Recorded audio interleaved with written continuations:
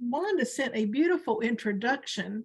And Wanda, I am happy to do it. Or if you would like to introduce your friend Chaplain Brennan, either one is fine with me. You go right ahead. All right, okay. Well, Wanda first called me about Chaplain Brennan and told me about the wonderful trip that was led through Ireland that, that she and her husband experienced while traveling with you. Her words are, our speaker is a dear friend, a pastor, and a tour guide. And, and Chaplain Brennan lives in Great Falls, Montana. He acted as a tour guide and caretaker of the group that Wanda and her husband Jim were with, that included 42 church members. That was several years ago. Chaplain Brennan was raised in Dublin, Ireland, and came to the U.S. a number of years ago and is a naturalized American citizen. He serves in the the hospital system in Great Falls as a chaplain. I don't know where Army came from. He was recently recognized with their Benefice, I hope I pronounced that right, Best Award. He's married with 3 delightful young adult children. And I understand, I heard you say y'all have also adopted 2 nephews. So that's 5 children. Yep.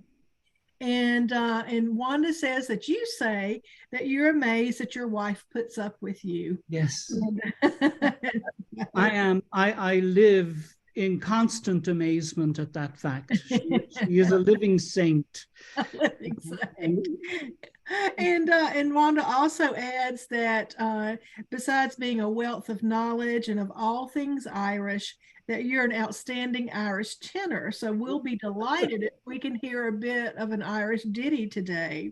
But we are excited about your presentation on St. Patrick's Day. Sometimes for holidays in general, all we ever really cover is kind of that surface knowledge or surface culture. And I believe today you'll take us on a deeper dive and look at that cultural and historical view that, as Wanda says, will tickle the Irish in all of us. So the floor is yours. Well, thank you. And I am so very glad to be able to be with you all. I'm glad to meet you all today. And I bring greetings from the 2 Rotary clubs here in Great Falls, Montana. I am connected, not as a member, but I frequently do attend their meetings to make little presentations such as this. So I am very glad to be with you today. And it's wonderful to have the connection with Wanda and Jim and all of my friends there in Anderson, the Greenville, Anderson area. Which we miss, but to be honest, we're too busy to miss too much because our lives here have been amazingly engaging and wonderful. Now, to the topic, St. Patrick. And I'm going to kind of emphasize some of the cultural aspects of things and the differences that perhaps exist in the way that we approach St. Patrick's Day, or at least when I was a child, which is quite some time ago now, back in Ireland. For the Irish, St. Patrick's Day, even to this day, I think, tends to be more of a genuinely religious holiday. It's a time when our Christian roots are remembered. Quite literally, people walk around in Ireland on St. Patrick's Day with roots hanging on their clothes, the roots of the shamrock, and the mud is oftentimes washing, because of the frequent rain, down the garments that the Irish wear. We don't tend to wear green. We don't color our rivers green. Or our fountains. Or our fountains. We would throw up at the very idea of green beer, and things like that. Those are not really the way we approach the celebration. Now, we do understand that St. Patrick has had an enormous impact on our culture, and we have become a diasporous people. We are all over God's creation at this point in time. And we carry with us our culture, our heritage. I was born and raised in Dublin. I am now 61 years of age, soon to be 62. And back in the 60s, because I was born in 61, a lot of poverty was typical for the Irish. We were struggling in our post-colonial era to become a truly independent people. And during that time, the focus on things Irish was rather important because in many ways, we were discovering our own history in a new world, a world that did not was not dominated, as it were, by a foreign presence. We were kind of given the freedom to be ourselves a little bit. And I have to be honest, the history that I received as a young child in Ireland in those days was a little one-sided, just a little.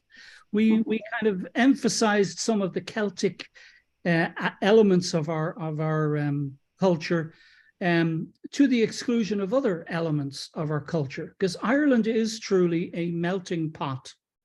St. Patrick, he was most likely an English or Welsh man, although I've seen some people say he could have been Scottish. That I would have a hard time believing. I think most likely he was more Welsh or British, what we call Wales or England, somewhere in the borderlands between those two regions. He, as a young man, probably still a teenager, was snatched from his homeland by Irish raiders. Some people say the fellow who took him was later to become known as Niall of the Nine Hostages, who became kind of the High King of Ireland eventually. And St. Patrick, as a young man taken from his home, was in slavery for 6 years at least on the island of Ireland. He was also, as far as our tradition goes, he spent most of that 6 years in the western part of the island, far removed, or as far removed from his homeland as he could have been. Now, we do know that obviously Patrick was a Christian man, but at the time that he was abducted into slavery, he may not have been the most dedicated of Christian people. His father was a deacon and his grandfather a priest. They were what we call now Romanized Britons. They were the people who experienced the Roman occupation and who had the benefits of what is very visible in Italy to this day, the benefits of a high civilization capable of high technologies. And when the Roman Empire began its implosion, the first part of the empire to feel that implosion would have been the extremities, and Britain was the western extremity of the Roman Empire. So Patrick and his family would have experienced this sudden downturn in their fortune. They would have experienced a change in security, a change in economics, a change in their position in the society in which they lived.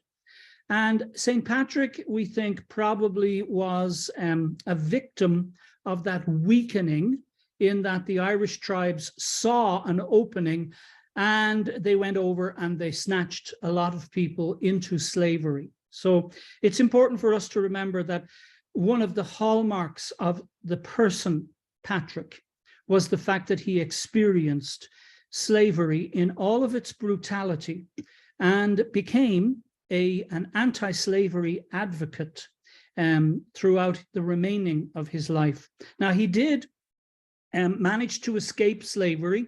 The tradition has it that he had a dream, and in this dream he saw a boat, and in this boat he saw himself sailing away from slavery. So he did make his way to the town that he saw in his dreams, a place called Wexford.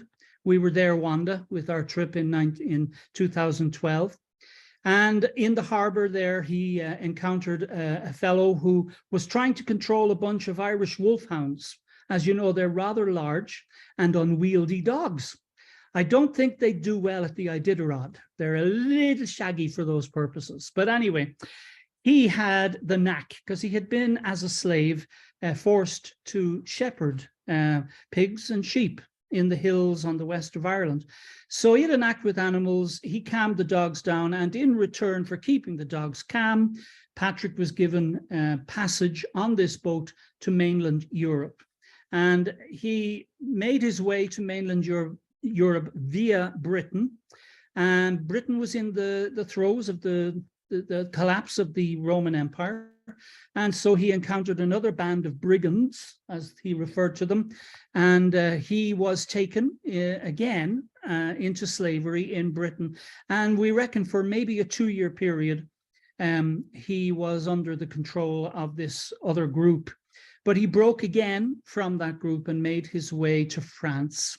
And while in France, he pursued what had become a passion, because during his time of enslavement, the nascent, or the seeds of his Christian faith grew stronger. And he found himself turning to that which was familiar in his youth, and he found himself deepening the connection that he had with the person of Jesus. And so he became a convinced Christian, and he decided to become a Christian missionary. Now, we don't know that Ireland was his first choice, probably wasn't, given what he experienced.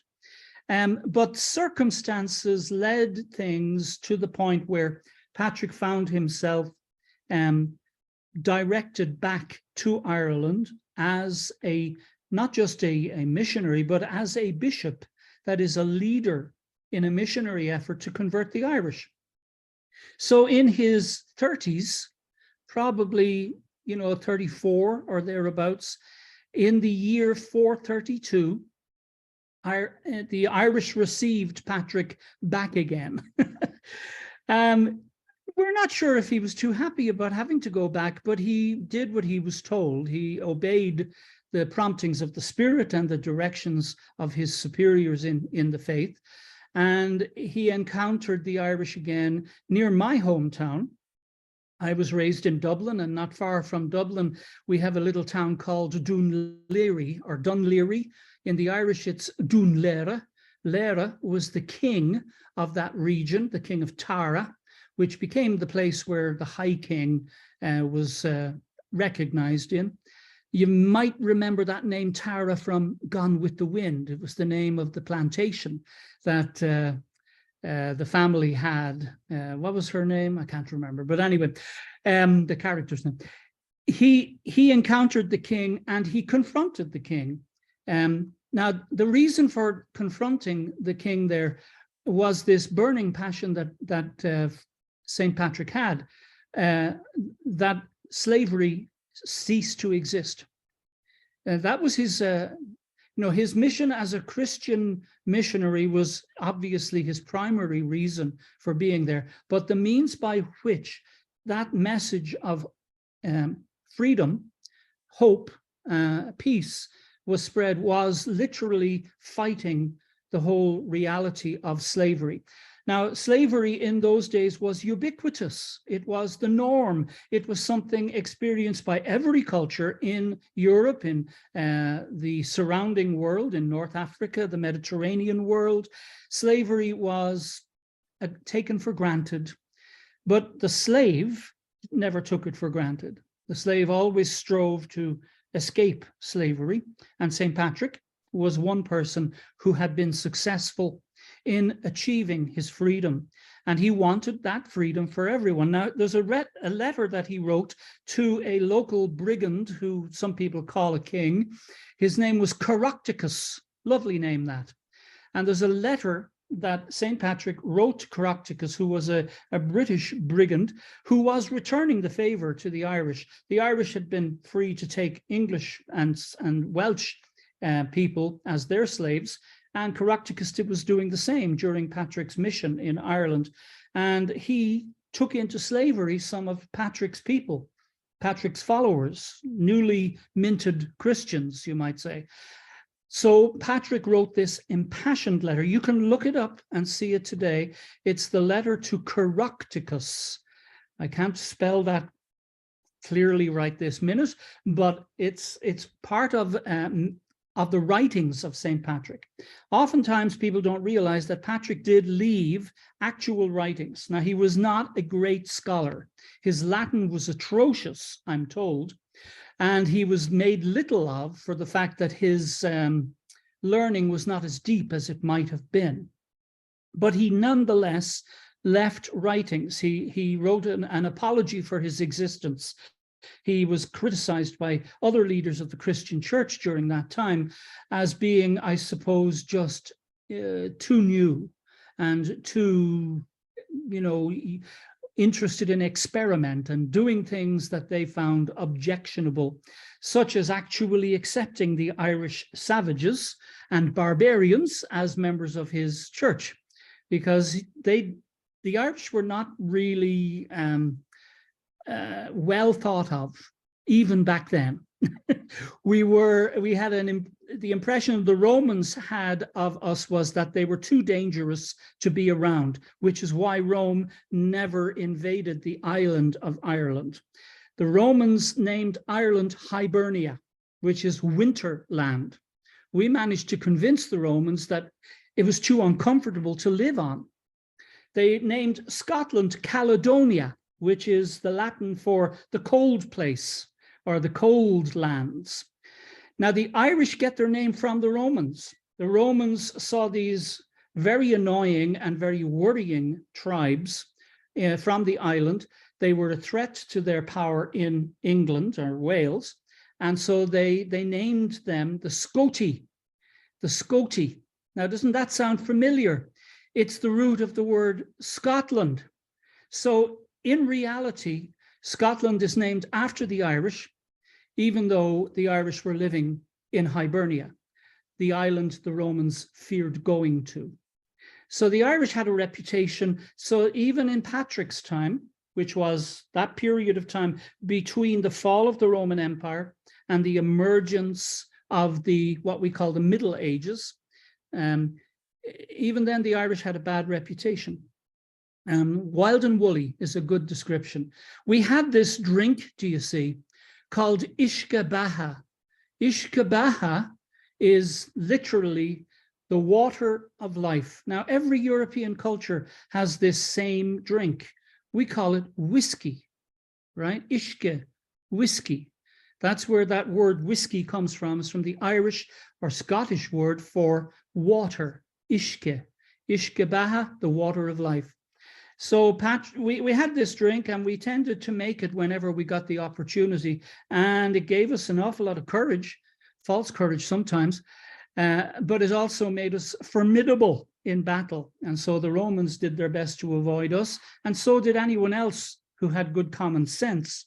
So the Irish being Christian was an oxymoron to the people of that time. But Patrick saw the Irish in a different way. And he wanted the freedom he had come to have in his faith to be something that would become the means by which slavery and the idea of slavery would eventually be eradicated. That's Patrick. He died in the year 461. He was probably around about 72 years of age. So far as we know, he is buried in Ireland in Downpatrick, which is in the north of Ireland, a little bit south of Belfast City. And Downpatrick is traditionally the place where St. Patrick is supposed to have had his headquarters for his missionary period. Now, you must understand, he converted an island of truly dangerous people within a period of 30 years because the Irish had become Christian within his lifetime. Now, that's a remarkable achievement for any individual, and he did it. Now, he was followed by wonderful people like St. Bridget. My wife is called Bridget, so I have a particular fondness for St. Bridget. And she followed in the footsteps of Patrick and confirmed all the gains he had made. Now, That's the Irish perspective on St. Patrick. It's more of a religious perspective, but it's also a perspective on, even though it's often forgotten, his, campaign against slavery. And the Irish did benefit from his campaign, as did the British. And indeed, slavery, with the fall of the Roman Empire, didn't disappear, but it certainly was weakened. And certainly other things assisted, such as the Black Plague and things like that, in its diminishing presence in Europe. And Patrick had a lot to do with that. Now, culturally, Patrick has spread our, culture. The Irish have a culture that's particular, yes, to the Irish, but it's the kind of culture that is useful, all over the world. Our music has an edge to it that's engaging. Our dance is expressive in ways that are, again, appealing to people of different cultures. Our culture is a mixum gatherum of cultures. We are Celts, but we're also Vikings. We have a lot of British influence in our people. We have, ancient roots that are even pre-existing the Celtic roots. We call that the Tua de Danning, the people of magic. And there's something about our ability to use words, our ability to engage language, that is also part of our culture and that has been useful. Now, there are aspects of our culture that are not so useful. Our tendency to enjoy that drink I mentioned earlier has produced in us a tendency to fall victim to the power of alcohol. And so there is this image of the Irish that we are a drunken bunch, and there's some truth to that. However, recently in my own life, these last 60 years, I've discovered that the Irish, the Scots, and the Native American peoples are all interestingly afflicted with a genetic disposition. We have a higher percentage of people who suffer with what's called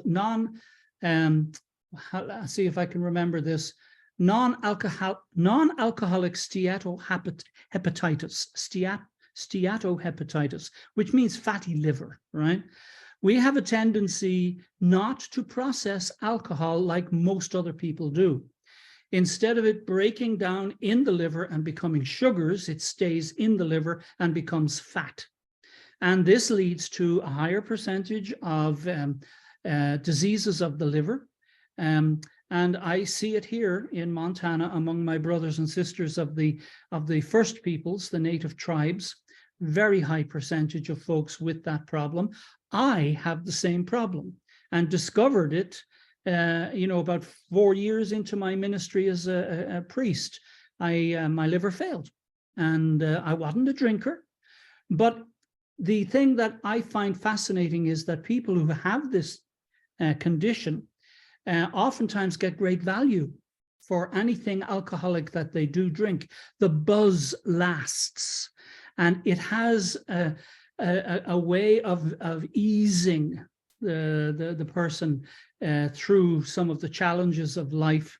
And so I think that image of the Irish as drunken, fisticuffs, ready for a fight anytime, has some roots in real medical issues that have been and are now being addressed. But it has been a curse on the Irish culture, that tendency toward alcoholism. But it's also, I think, been the seed of literary greatness. I mean, most of the great writers in Irish tradition were drunks, to be honest with you. They enjoyed the jar, and it gave them a connection, maybe something in the brain that allowed them to be creative in a literary way and with words, which the world has benefited from. Now, that brings me to Savannah. Now, Savannah is the first city in the United States, in the continental part of our country, that the Irish had any contact with. They were sent there, believe it or not, as indentured servants, which is a fancy word for slave.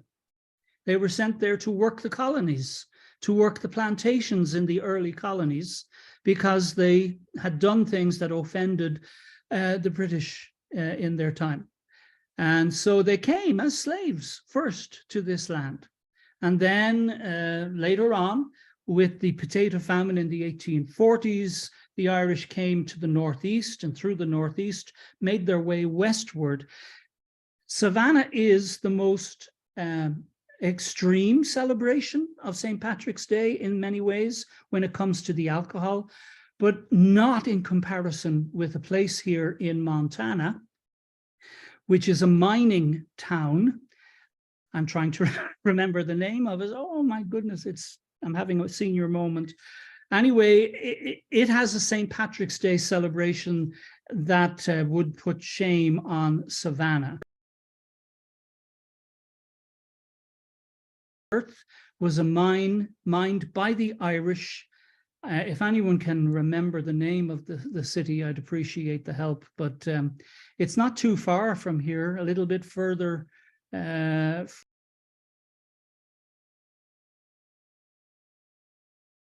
been everywhere. We're in Australia, we're in South America, we're in South Africa, we're all over Europe, we're all over this. Living and bringing joie de vivre with us wherever we go. And we owe a huge amount to St.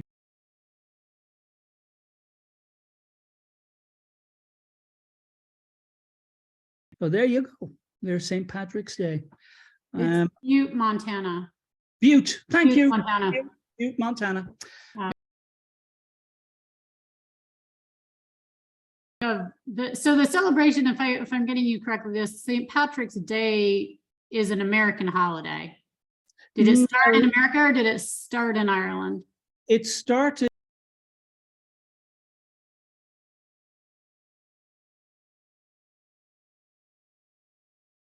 in the way that it is now celebrated. But March 17th is the day that St. Patrick, we are told, died.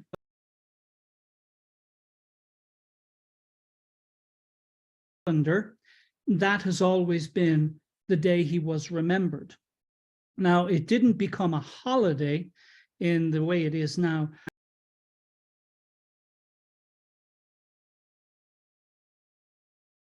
Canada, places like that. So it's kind of a blowback type holiday. Kind of like a way of celebrating their heritage by taking that.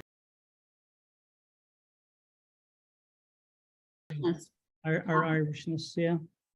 Yes, Lee, you have a question, sir.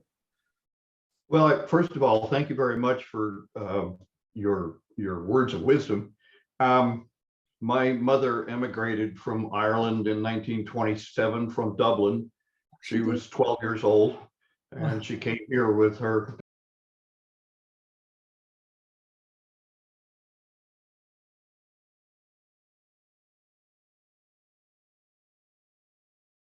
the rest of my family, the majority of them who now live in Savannah, believe it or not, are very strongly Irish. And I wanted to ask you a question. I realize that the odds of people meeting are very small, but my cousin Fergus Kelly, father for Fergus Kelly, is the same age as I am. That's about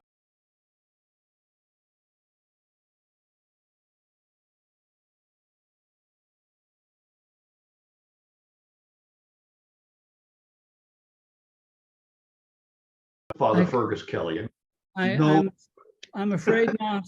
No, no. Although, I mean, it was good to ask because you never can tell. Right.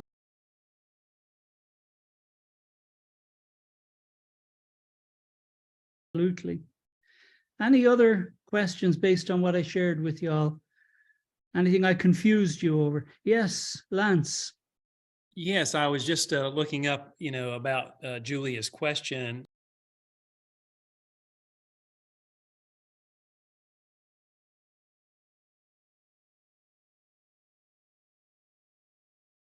Often indentured servants in the British Army brought the holiday to America as early as 1762, when the first St. Patrick's Day parade was held in New York City. That's I right. guess that's where it started. That's where, yeah, the modern incarnation. Modernization.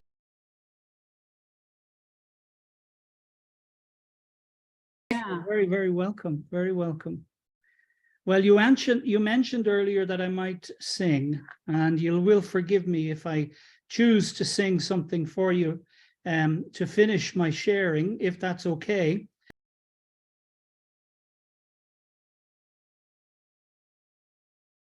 And as a boy, as a child, and that the Irish sing on St. Patrick's Day. Obviously, it comes from the church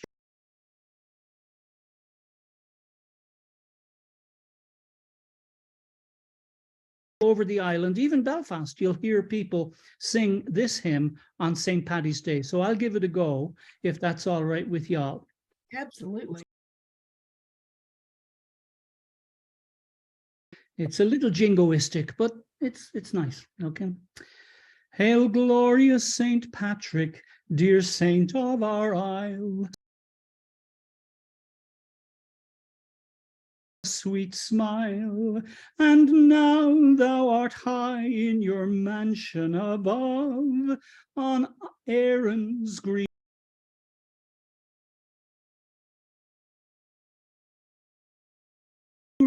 valleys, on Erin's green valleys, on Erin's green valleys, look down.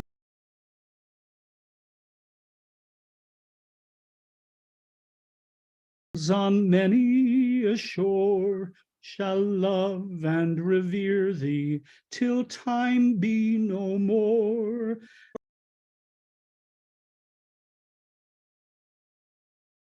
Burn bright, its warmth undiminished, undying its light, on Erin's green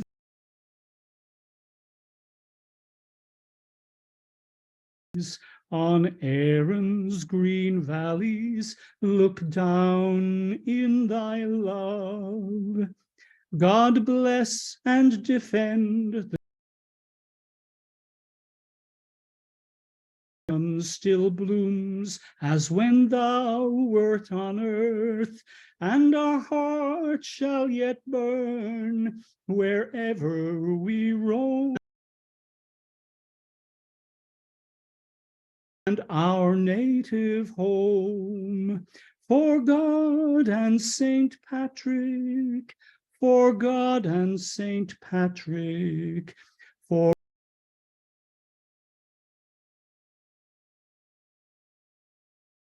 home. So there you go. I thank you. You're very kind. That was awesome. You're very That was kind. great.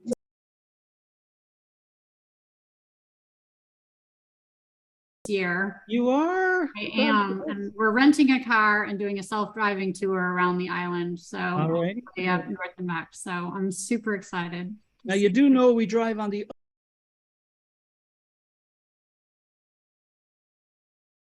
Then you're okay. Yes. You should be all right. Yeah. Yeah. And thank you. That was awesome. You're very, very welcome. I'm glad to have met you all. Thanks again, Wanda, for.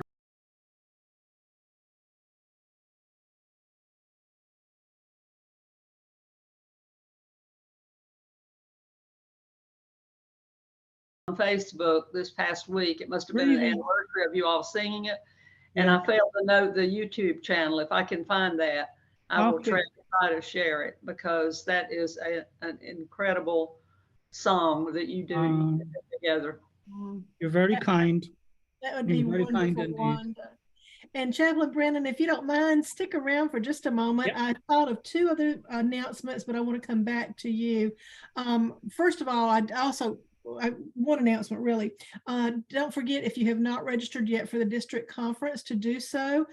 Julie, we've got just a couple of seconds. Anything that you want to tell us, or anything that we can help you with as far as your part with the service projects? No, thank you. Some folks have stepped up as group leaders, and I'm just waiting to get a first report on how many have expressed interest in volunteering as they register for the conference. So Okay, I expect I'll get that soon. Great. Thanks, Julie. We're really looking forward to that effort that the fruits of that effort that you are putting so much heart and soul into. Thank you so much. Also, I got a text from Diana Parker. If y'all will keep her in your thoughts, one of her children, she's at the Greer Hospital with an issue with fluid on the lung. And so please keep Diana in your thoughts. And otherwise she'd be with us, but she certainly wanted to let us know that she didn't just decide not to be here. She has a family emergency that she's taking care of. So, so we wanted to, pass that along. Well, Chaplain Brennan, this was absolutely delightful, and it was so well timed. And like so many traditions, I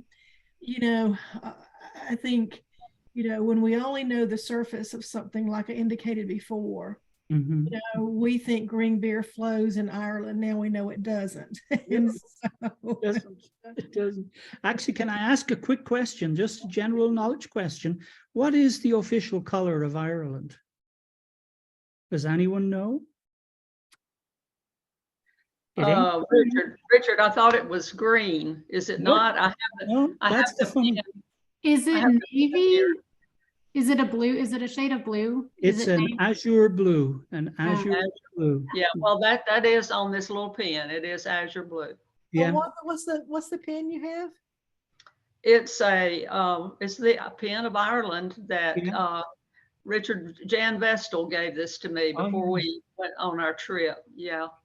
I don't know if I can get it anywhere. There you go. Oh, yeah, you're getting closer. Center of your.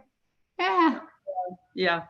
It has 4 different sections of the four like the cross, the map of Ireland, and then the azure blue. Yeah. The other quadrant. Yeah. It's funny. Nice. You know the way the Scots liked to paint themselves blue before they went into battle? That was the Irish. Not the Scots. That was the Scoti did that. Right. It frightened the living daylights out of people, Anyway. It's interesting how history gets kind of a little bit of something gets lost in effect, and then it gets created differently. Different, recreated elsewhere. Wow. Interesting. Sorry. No, not at all. This has been extremely enlightening, extremely informative. And I think you're with a group that always likes to learn. So you fed our hearts, you fed our souls, you fed our minds. And I do want to share my screen just very quickly as we get to near the closing.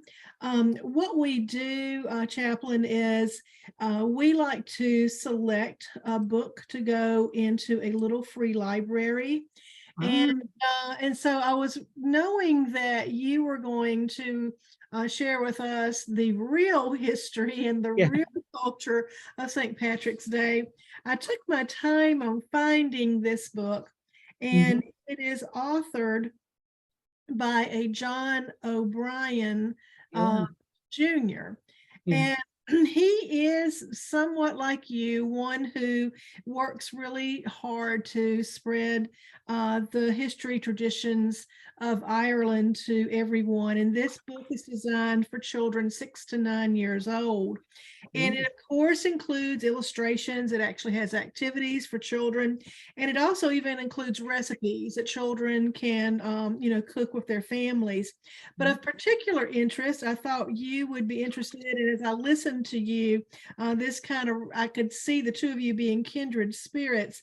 He's also a first-generation Irish American. He is a poet, and he is the founder of the Cleveland, Ohio Irish Cultural Festival, which has raised more than $1 million for local and national charities since 1982.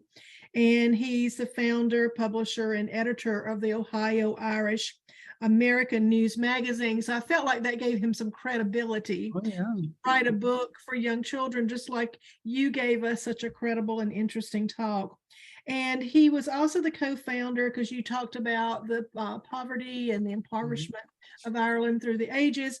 He's the co-founder of the Famine Memorial Committee, which placed a 10-ton granite engraved stone on the banks of the Chahuga River in Cleveland as a memorial to those who died or immigrated during the Great Famine.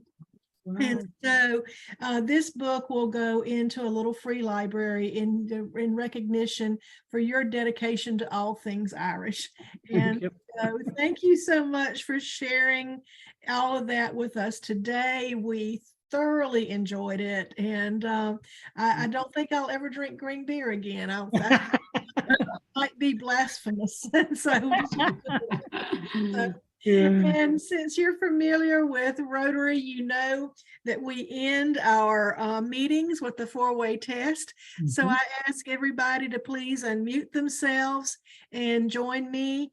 The four-way test of the things we think, say, or do. Is it the truth? Is it will it better friendships? And will it be beneficial to all concerned? So I'm going to say ding, and that is the official end of our meeting. But if there's anything else that I have missed or anything, please stick around and let me know. And but Chaplain Brennan, thank you again. Very for welcome. a delightful hour. Thank you. Very, very welcome. Bless you all. Bye-bye.